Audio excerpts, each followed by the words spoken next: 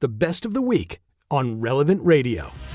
And kindly send emails to patrick@relevantradio.com. I happen to have one here, and this has to do with Pope Leo.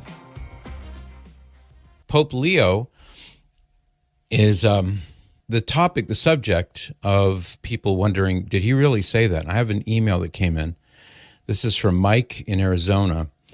And he says, I found a YouTube video claiming to be a speech from Pope Leo that was given the title, Don't Take Communion with These 12 Sins. It was such a good speech.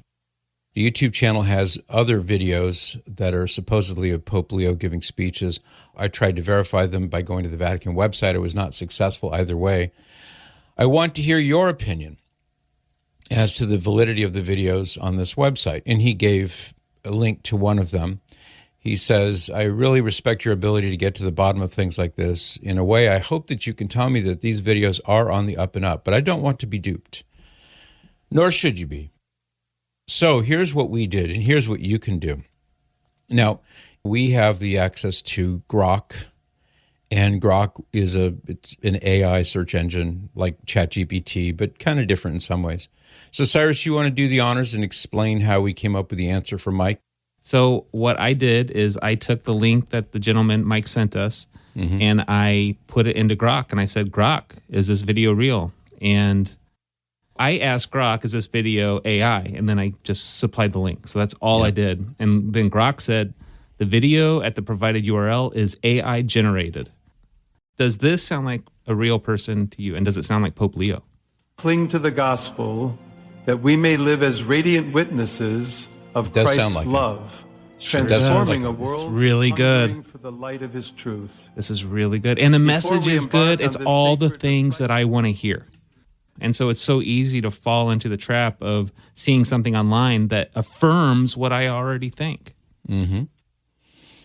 That's why it's so tempting for people to listen to it. Now, if it's a benign message that's positive and good, it's still not a good thing that they're doing that, but all the more reason why people have to be very cautious. So the channel Pope Leo 14 speech was reported to have posted fake sermons attributed to the fictitious, I don't know why they call them fictitious.